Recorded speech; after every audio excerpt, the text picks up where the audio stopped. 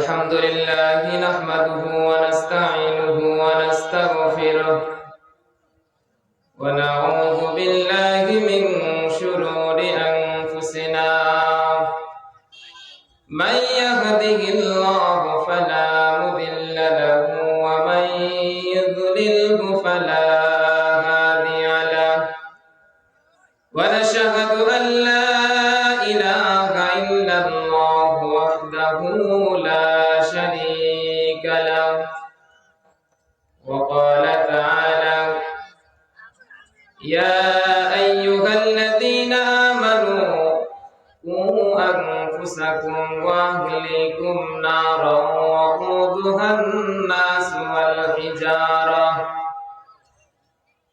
قال رسول الله صلى الله عليه وسلم خيركم من تعلم القرآن وعلمه إن الله وملائكته يصلون على النبي يا أيها الذين آمنوا صلوا عليه وسلموا تسليما الحمد لله বাইতুল নূর জামে মসজিদ এবং যুব সমাজের উদ্যোগে তাফসীরুল কোরআন মাহফিলের এখন উপস্থিত আছেন সম্মানিত সভাপতি এবং অন্যান্য দায়িত্বশীল ভাইরা।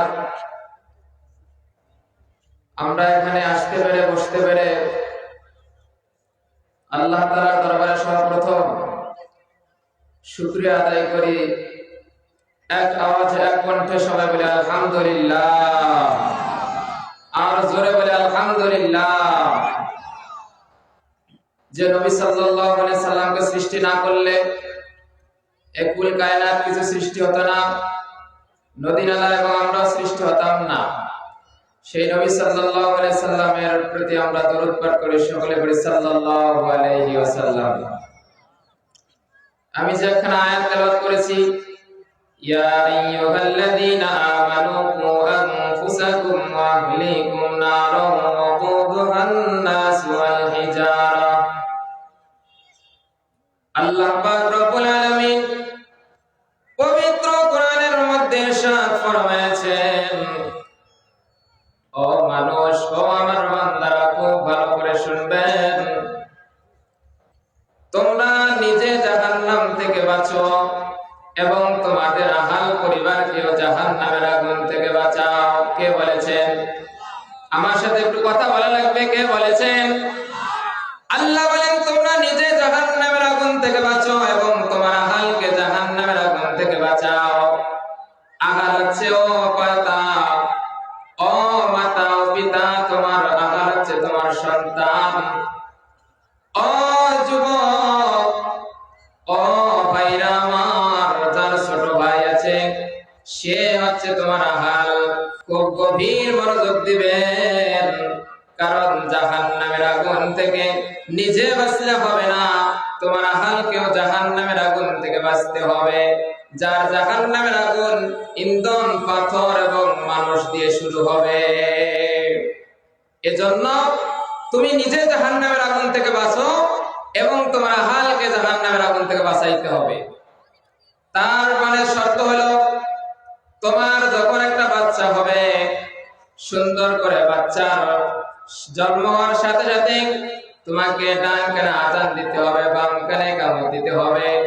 যদি তোমার সন্তানটাকে ভালো বানাইতে চাও, তাহলে পিতা তোমার সন্তানের প্রতি কিছু কাজ আছে, এই কাজগুলো করতে হবে।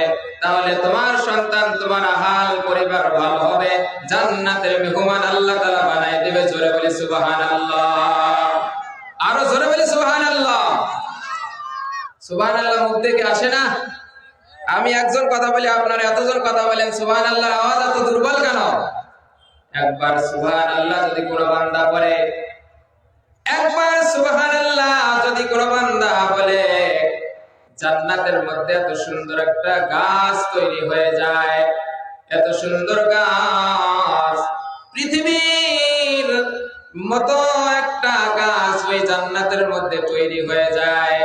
যদি দ্রুতগামী একটা ঘোড়া 70 বছর পর্যন্ত ওই গাছের গোড়ায় গোড়ায় দৌড়ায়, কিন্তু গাছের ছায়া কখনো শেষ হবে না। জোরে জোরে এখন বলি সুবহানাল্লাহ। তা বলছিলাম জাহান্নাম এবং জান্নাতের কথা। নিজে জাহান্নাম থেকে বাঁচতে হবে এবং আহাল পরিবারকেও জাহান্নামের আগুন থেকে বাঁচতে হবে। কথা ঠিক কি না? এবং একবার মানুষ আছে আল্লাহ জান্নাত দিবে, আল্লাহ জাহান্নাম দিবে, আমি কি করব? ভাইরে, জান্নাত দেওয়ার মালিক আল্লাহ, জাহান্নাম দেওয়ার মালিক আল্লাহ। কিন্তু জান্নাতে যাওয়ার জন্য যে কাজ সেগুলো করতে হবে, আর জাহান্নামে যাওয়ার জন্য যেগুলো কাজ যদি তুমি করো আল্লাহ তোমাকে জাহান্নামে দিব। কথা ঠিক কিনা? এজন্য যখন তোমার সন্তান হবে, সন্তানটাকে সুশিক্ষায় শিক্ষিত করতে হবে। কারণ যখন তোমার সন্তান হবে 7 দিনের মাথায় তার নামটা সুন্দর একটা নাম রাখো, যার বিপরীতে কোনো সমস্যা না হয়। এখন আর কোন হুজুরের কাছে নাম রাখে না, নিজে নিজেই নাম রেখে দেয়। কেমন কথা! সুন্দর একটা যদি নাম রাখেন তাহলে বিপরীতে সে যখন বড় হবে তাহলে নামের একটা আসর তার দিকে চলিয়া যায়। কথা বুঝেছেন? একদল মানুষ আছে বলে যে জাহান্নাম দেওয়ার মালিক আল্লাহ, তুমি কি করবা? আমি বলি যে ভাই, খেয়াল করেছো, ক্ষেতের মধ্যে যদি তুমি সুন্দর করে সার গোবর না দাও তাহলে তোমার ক্ষেতটা ভালো হবে না। যদি বলো ক্ষেত দেওয়ার মালিক আল্লাহ, তাহলে তুমি কেন সার দিলা? কথা বলেন ঠিক কিনা? এবার আমি বলবো জাহান্নাম দেওয়ার মালিক আল্লাহ, কিন্তু জাহান্নাম যাওয়ার জন্য, জান্নাত যাওয়ার জন্য যেই কাজ সেগুলো তুমি যদি না করো তাহলে তোমার জন্য জাহান্নাম হবে। এবার বলো ভাই, জাহান্নাম দেওয়ার মালিক আল্লাহ, আমি বলবো যে যদি জাহান্নাম দেওয়ার মালিক আল্লাহ তোমার যদি কিছু করা না লাগে তাহলে বিয়ে করার আগে তুমি কেন সন্তান যদি চাও পারবা নাকি? বিয়ে করে সন্তান চাইতে হবে, তাহলে আল্লাহ সন্তান দিবে। চেষ্টা করতে হবে, যে কোনো কাজ চেষ্টা করতে হবে। যদি তুমি সন্তানকে ভালো আদর্শবান সন্তান হিসেবে গড়াইতে চাও তাহলে তোমাকে ছোট থেকে যেগুলো কাজ করার সেগুলো করতে হবে। কথা বলেন ঠিক কি না? এই সন্তান যখন সুশিক্ষায় শিক্ষিত হবে তখন তোমার জন্য, যখন তুমি মুরব্বী হয়ে যাবা তখন তোমার জন্য সহায়তা হয়ে যাবে। ওয়াবিল ওয়ালিদাইনি ইহসানা, যদি তোমার সন্তান ভালো হয়, সন্তান যদি তোমার নেককার হয়, যখন তুমি মুরব্বী হয়ে যাবা তখন তোমার সহায়ক হয়ে যাবে। ওয়াবিল ওয়ালিদাইনি ইহসানা, ও সন্তান মা বাবার উপর ইহসান করো। খুব ভালো করে শুনবেন, মা বাবার উপর ইহসান করো। মা বাবাই যদি তোমাকে গালি দেয় তুমি গালি দিও না, গালি দেওয়া হারাম। কারণ মা বাবাকে গালি দিয়ে মক্কা যে ওয়াজ করলো তোমার ওয়াজ কবুল হবে না। আওয়াজ করে বলে ঠিক কিনা? ও সন্তান খুব ভালো করে শুনবে, ও যুবকরা আমার, ও পর্দার আড়ালের অন্তর্গত মা ও বোনেরা খুব ভালো করে শুনবেন। ও সন্তান, যদি তোমার মা তোমাকে গালি দেয়, তোমার বাবা তোমাকে গালি দেয়, তাহলে তোমাকে কখনো গালির জবাব দেওয়া যাবে না, কারণ আল্লাহ তাআলার নিষেধ। তুমি যদি মা বাবার অন্তরকে কষ্ট দাও, মদিনা যাও, তুমি শান্তি পাবে না। যেখানে যাও আল্লাহ তোমাকে জান্নাতেও তোমাকে কবুল করবে না। কথা বলেন ঠিক কিনা? হযরত মুসা আলাইহিস সালাম ছোট্ট একটা ঘটনা দিলে তোমরা সবাই বুঝবেন। হযরত মুসা আলাইহিস সালাম আল্লাহকে একদিন জিজ্ঞেস করলেন, ও মালিক, আমাকে কি আপনি জান্নাত দিবেন? আল্লাহ বলল, কেন রে মুসা, তুমি জামানের নবী, কেন তোমাকে জান্নাত দেব না? অবশ্যই তোমাকে জান্নাত দেব, তোমাকে অবশ্যই জান্নাত দেব। হযরত মুসা আলাইহিস সালাম বলল, মালিক, জান্নাত তো দিবেন ঠিক আছে, যে এই পৃথিবীতে আমি বসবাস করি এই পৃথিবীর মতো কি আমার সাথে পাড়া প্রতিবেশী থাকবো? পাড়া প্রতিবেশী যেমন আছে জান্নাতের মধ্যে কি আমার বন্ধু বান্ধব থাকবো নাকি? আল্লাহ বলল, হ্যাঁ, ও মুসা, জান্নাতের মধ্যে তোমার প্রতিবেশীও থাকবে, তোমার বন্ধু বান্ধব থাকবে। জোরে জোরে বলে সুবহানাল্লাহ। এবার মুসা আলাইহিস সালাম আল্লাহকে বললেন, মালিক, জান্নাত তো দিবেন সেটা আমি জানলাম, জান্নাতের মধ্যে যখন যাব আমার পাড়া প্রতিবেশী কে হবে একটু আমি জানতে চাই। এবার আল্লাহ তাআলা ডাক দিয়ে বলে, মুসা রে, জান্নাতের মধ্যে তোমার প্রতিবেশী হবে একজন কসাই। জোরে জোরে বলি সুবহানাল্লাহ। মুসা আলাইহিস সালাম চমকে গেলেন, কেমন কথা, আমি একজন নবী হয়ে একজন কসাইয়ের সাথে থাকবো, এটা কেমন কথা, মানিয়ে নেওয়া যায় না গো আল্লাহ। ও গো আল্লাহ, এটা কেমন কথা, আমি মানতে পারি না। এবার আল্লাহ তাআলা ডাক দিয়ে বলে, ইন্নী আ'লামু মা লা তা'লামুন। জোরে জোরে বলি সুবহানাল্লাহ। আমার আল্লাহ তাআলা ডাক দিয়ে বলল, মুসা রে, আমি যা জানি তুমি তা কখনোই জানো না। এজন্য আল্লাহ আমি, এজন্য মুসা তুমি আমার পয়গম্বর। এবার মুসা আলাইহিস সালাম বলল, ও মালিক, কেমন মানুষ, আমি একটু দেখা করতে চাই। এবার আল্লাহ তাআলা বললেন, যাও অমুক বাজারে যাইয়া দেখো, ওই কসাইয়ের তুমি দেখা পাইবা। এবার মুসা আলাইহিস সালাম সাথে সাথে ওই বাজারের দিকে রওনা দিল। এক বাজারের সামনে যে দেখলো ওই কসাই দাঁড় হয়ে আছে। আসসালামু আলাইকুম ওয়া রাহমাতুল্লাহ। কসাই সালামের জবাব দিয়ে বলল, ওয়ালাইকুম আসসালাম ওয়া রাহমাতুল্লাহ। এবার বলল, তুমি কি কসাই?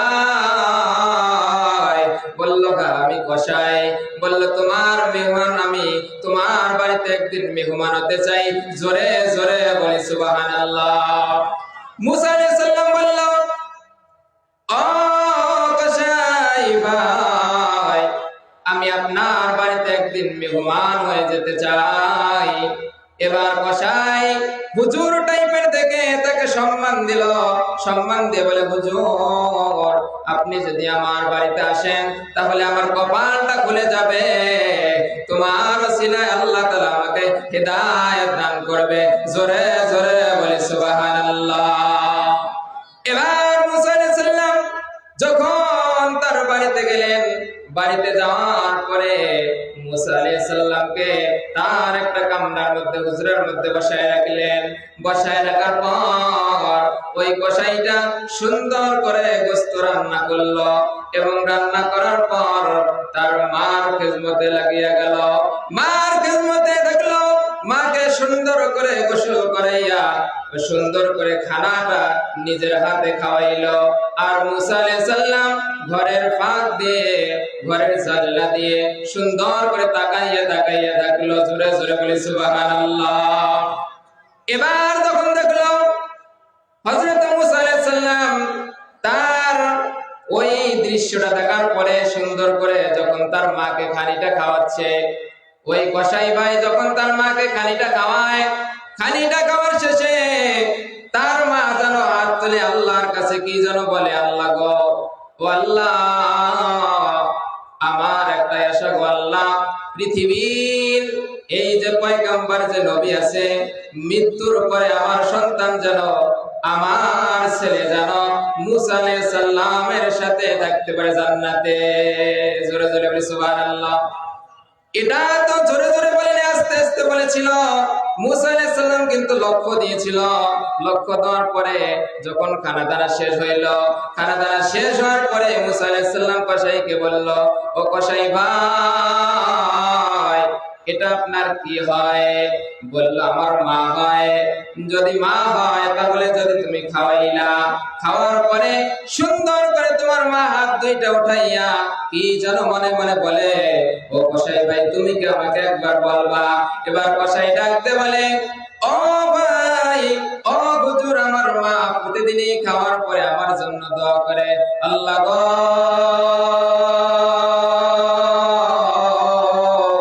আমার একটাই আশা গো আল্লাহ, আমার সন্তান এত সুন্দর করে আমাকে সুন্দর করে দেখাশোনা করে গো আল্লাহ, আমার একটাই আশা গো আল্লাহ, আমার সন্তান যদি মৃত হয়ে যায়, যেদিন মৃত্যুবরণ করব, জান্নাতে যাওয়ার পরে এই জামানার নবী মুসা আলাইহিস সালামের সাথে যেন সব সময় থাকতে পারে।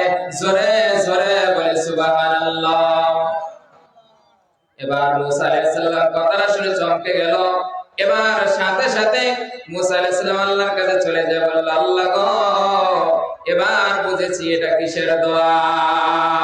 মা যদি দোয়া করে জামানার নবী মুসা আলাইহিস সালামের সাথে আমরা থাকতে পারবো। কথা বলেন ঠিক কিনা? বাবা যদি দোয়া করে তাহলে জান্নাতের মধ্যে হুজুর সাল্লাল্লাহু আলাইহি সাল্লামের সাথে আমরা থাকতে পারবো। কথা বলেন ঠিক কিনা? শুধু তাই নয়, মা বাবার বয়ান যেহেতু আমাকে করতে বলেছে হুজুর আপনি একটু মা বাবার কথা বেশি বলবেন, কারণ মা এই জগতে মা কেউ চেনে না, কোনো সন্তান বর্তমানে মা বাবাকে চেনে না। কথা বলেন ঠিক কিনা? এজন্য আমাকে কমিটি থেকে বলা হয়েছে মা বাবার ওয়াজ করবেন হুজুর। শুধু তাই নয়, হযরত আলকামা রাদিয়াল্লাহু তাআলা আনহু এই যে একজন নবী সাহাবী ছিলেন, তেনার ইন্তেকালের সময় কালেমা মুখে আসে না, দৌড়াইয়া সাহাবীরা নবী সাল্লাল্লাহু আলাইহি সাল্লামের কাছে গেলেন, যাইয়া বলেন নবী গো, ও মায়ের নবীজি, আলকামা রাদিয়াল্লাহু তাআলার জবান থেকে তো কালেমা বাইর হয় না। এবার নবীজি দোয়া করলেন হাত তুলে, আল্লাহ গো, আলকামার জবান থেকে আপনি কালেমা বাইর করিয়া দেন। আল্লাহ তাআলা কুদরত আওয়াজ দিয়ে বলল, ও আমার হাবিব, ও আমার পয়গম্বর, আপনি হাতটা নামান, হাত নামায় রাখেন। এবার নবীজি সাল্লাল্লাহু আলাইহি সাল্লাম হাত নামাইলেন। আবার ওই সাহাবীদেরকে ডাকতে বলে, এবার যাও, যাইয়া তাকে তার সামনে ছোট ছোট ভাষায় লা ইলাহা ইল্লাল্লাহ কালেমা পড়ো। যখন সাহাবীরা গেলেন, যাওয়ার পরেও দেখে হযরতে আলকামা রাদিয়াল্লাহু তাআলার জবান থেকে কোনো কালেমা বাইর হয় না। যুবক ভাইরা রে, খুব গভীর মনোযোগ দিবেন, মা বাবাকে কষ্ট দিলে কি হয় একটু খুব ভালো করে শুনবেন। এবার সাহাবীরা দেখলো হযরত আলকামা রাদিয়াল্লাহু তাআলার আঙ্গুলগুলো বাঁকা হয়ে যাচ্ছে, মৃত্যুর সময়, বড় কঠিন সময়, চোখগুলো উল্টাইয়া যাচ্ছে, কিন্তু জীবন যাচ্ছে না, কালেমা বাইর হচ্ছে না। এবার নবীজি সাল্লাল্লাহু আলাইহি সাল্লামের কাছে দৌড়াইয়া সাহাবীরা যখন আসলো, সাহাবীরা আসার পরে নবীজিকে বলল, নবীজি এখন দেখা যায় আলকামার আঙ্গুলগুলো বাঁকা হয়ে যাচ্ছে, চোখগুলো উল্টাইয়া যাচ্ছে, নবী গো এখন কি করব? এবার মায়ার নবী এবার আলকামা রাদিয়াল্লাহু তাআলার ঘরে আসলো। আসার পরে বলে যে তার মা আছে নাকি, তার মাকে একটু ডাকো, আমি তার সাথে একটু কথা বলবো। এবার সাহাবীরা হযরত আলকামা রাদিয়াল্লাহু তাআলার মাকে ডাকলো। মাকে ডাকার পরে নবীজি সালাম দিল। সালাম দেওয়ার পরে বলল, মা গো, তোমার সন্তান আলকামার অনেক কষ্ট হয় মা গো। কি জন্য কষ্ট হয়? ও কি কোনো গুনাহের কাজ করেছিল নাকি কোনো বেয়াদবিমূলক আচরণ করেছে নবী গো? এবার আম্মা জানকে যখন বলল, এবার আম্মা জান ডাক দিয়ে বলে, আমার সন্তান কখনো নামাজ কাজা করে নাই, রোজা কখনো কাজা করে নাই, কখনো গুনাহের কাজ করে নাই, কিন্তু নবী গো একটাই আমার মনে কষ্ট, আমার কথা কখনোই সে শুনতো না। এবার নবীজি ডাক দিলে, মা গো তাহলে তুমি তাকে মাফ করে দাও, না হলে তারও কষ্ট হচ্ছে, আযাব হচ্ছে। এবার তার মা ডাক দিয়ে বলে, নবীজি যে কষ্ট আমি পেয়েছি তাকে আমি কখনো মাফ করব না গো নবীজি, আমার মনে অনেক কষ্ট, আমি কখনো আমার সন্তানকে মাফ করতে পারবো না। এবার মায়ার নবীজি ডাক দিয়ে বলে, ও সাহাবীরা, জ্বালাও আগুন, আগুনের মধ্যে তাকে জ্বালাইতে হবে, কারণ মার মানে কষ্ট দিয়ে আখিরাতে গেলেও শান্তি পাইবে না। দুনিয়াতে তাকে জ্বালাইয়া দাও, কারণ সে মার কথা শুনে নাই, দুনিয়া তাকে জ্বালাইয়া দাও। যখন সাহাবীরা আগুনের কুণ্ডুলি সাজাইলো, আগুনের কুণ্ডুলি সাজার পর যখন আগুন দাও দাও দাও দাও করে জ্বলতেছে, যখন তার মা জানলার ফাঁক দিয়ে দেখলো কত আগুন জ্বলতেছে, এই আগুনের মধ্যে আমার সন্তানকে ফেলাইব, আর আমি মা কেমন করে ঘরে বসে থাকবো? আমি সহ্য করতে পারি না মা হয়ে। দেখেন মা বাবার কত দয়া, মা হয়ে আমি কেমন করে সহ্য করব? আমি কখনো সহ্য করতে পারবো না। দৌড়াইয়া এসে নবী সাল্লাল্লাহু আলাইহি সাল্লামকে বলল, ওগো মায়ার নবীজি, তোমাদের কি দয়া মায়া নাই? আমার সন্তানটাকে আপনি জ্বালায়া দিবেন না,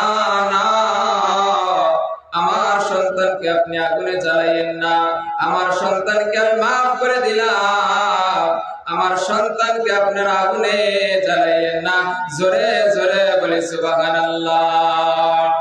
এবার মা যখন বলল যে সন্তানকে সে মাফ করে দিয়েছে, তার সাথে সাথে মা যখন বলল সন্তানকে মাফ করে দিয়েছি, সাথে সাথে কালিমা নসিব হলো, সাথে সাথে বলল লা ইলাহা ইল্লাল্লাহু মুহাম্মাদুর রাসূলুল্লাহ।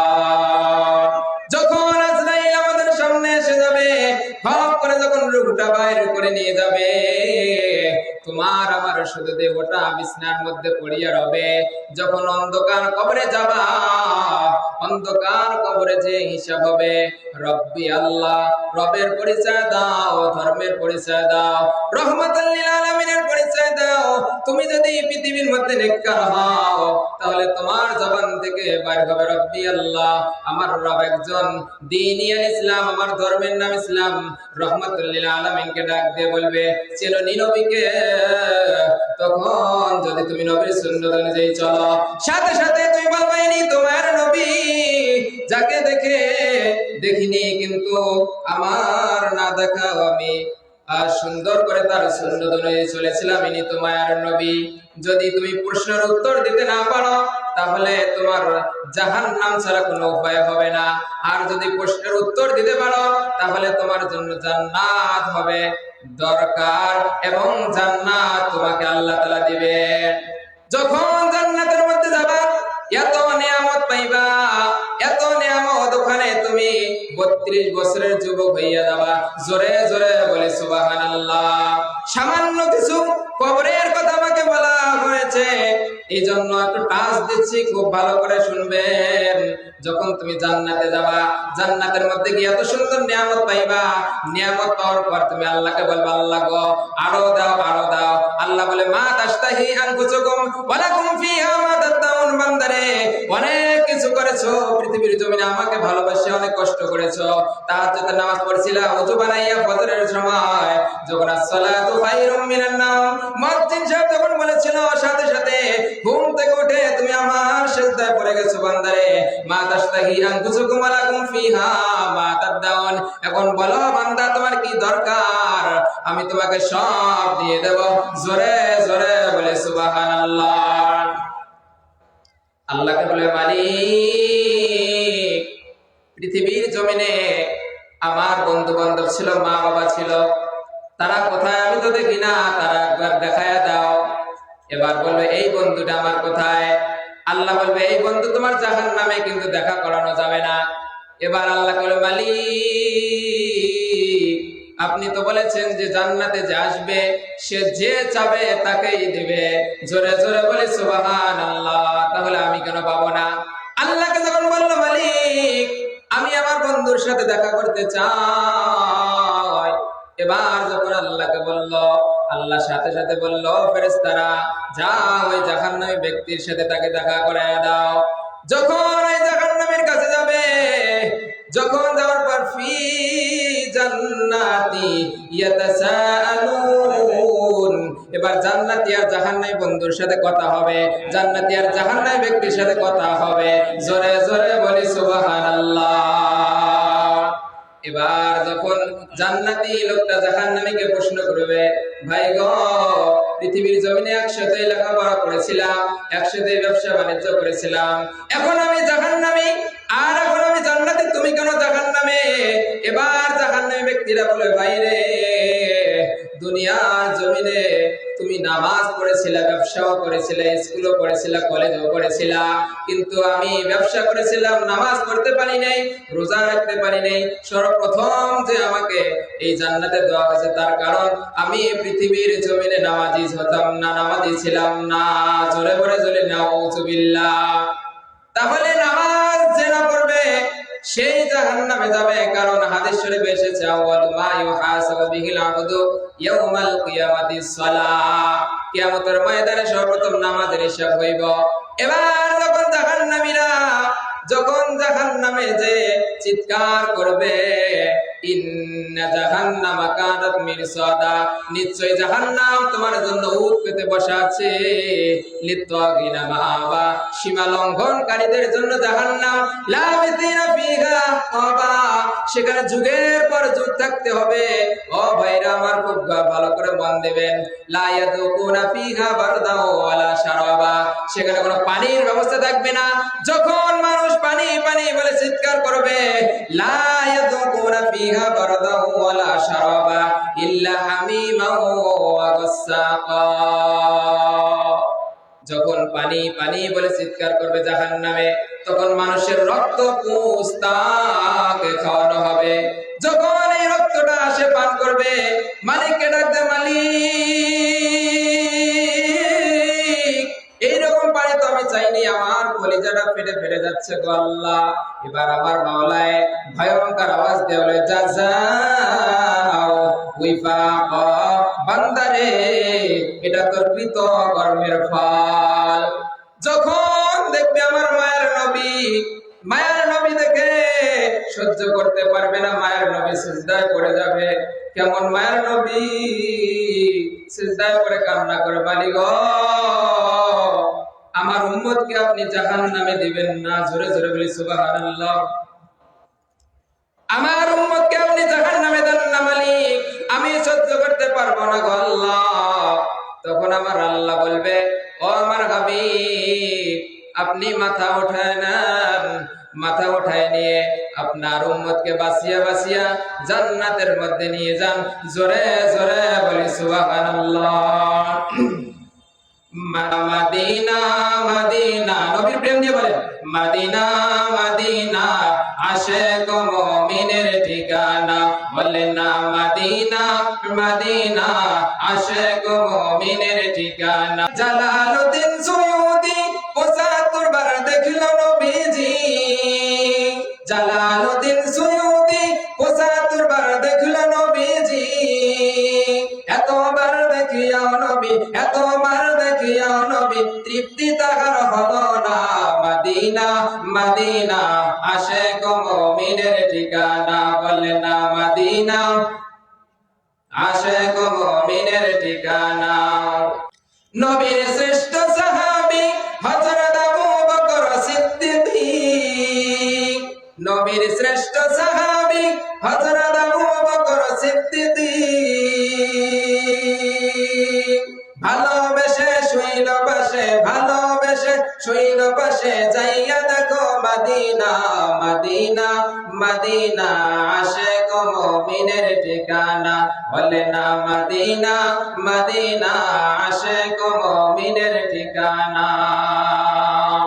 এবার যখন জাহান্নামীদেরকে আল্লাহ বলবে জাহান্নামে যাও, জাহান্নামটা চিল্লাইয়া চিল্লাইয়া বলে, মালিক গো, কতদিন হয়ে গেল জাহান্নামীদেরকে আমি পাই না, কতদিন হয়ে গেল জাহান্নামীদেরকে আমি পাই না।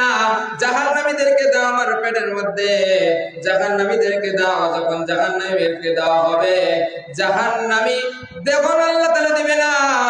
জাহান্নাম চিল্লাইয়া চিল্লাইয়া বলবে, আল্লাহ গো, জাহান্নামীদেরকে দাও। জাহান্নাম কথা শুনবে না। ৭০,০০০ শিকল দিয়ে জাহান্নামকে আটক করানো হবে। ৭০,০০০ শিকল ছিঁড়ে ছিঁড়ে যখন জাহান্নাম সামনের দিকে অগ্রসর হবে, আল্লাহ বলে, ফেরেশতারা, এই সামান্য পানিটুকু তুমি ওই জাহান্নামের গায়ে ছিটাইয়া দাও।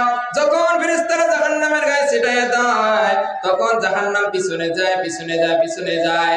আল্লাহ তাআলার কাছে ফেরেশতারা বলল, মালিক, এটা কি হাউজে কাউসারের পানি নাকি জমজমের পানি? এটা কিসের পানি একটু বলেন, যে জাহান্নাম দূরে চলে গেল। এবার আল্লাহ তাআলা ডাক দিয়ে বলে, ও ফেরেশতারা, এটা হাউজে কাউসারের পানিও না, জমজমের কুবের পানিও না, এটা পৃথিবীর কোনো ভালো সমুদ্রের পানিও না। এটা এমন একটা পানি, যেই পানি আমার বান্দারা তাহাজ্জুদের সময় কান্না করেছিল, ফজরের নামাজের সময় কান্না করেছিল, সব ওয়াক্তে আমার বান্দারা কান্না করেছিল। এই কান্নার পাটুকু আমি তুকাইয়া তুকাইয়া হাতে নিয়েছিলাম। এই পানিটুকু জাহান্নামের গায়ে ছিটাইয়া দাও মাত্র, জাহান্নাম পিছনে পিছনে দৌড়াইয়া যাচ্ছে। জোরে জোরে বলি সুবহানাল্লাহ। এজন্য আমরা নামাজ পড়বো, আর আল্লাহকে এবং নবীজিকে ভালোবেসে কবরে যাব। আল্লাহ তাআলা আমাদেরকে যেন সকলকে এই কথার উপরে আমল করার তৌফিক দান করে। আমার যেহেতু ওস্তাদ হুজুর মানে এসে গেছে, এজন্য আমাকে চিঠি দেওয়া হয়েছে। বিপরীতে আল্লাহ তাআলা যদি কখনো সময় দেয়, এই সময় ইনশাআল্লাহ আপনাদের সামনে আলোচনা করবে। ওয়া আখিরু দাওয়ানা আলহামদুলিল্লাহি রাব্বিল আলামিন।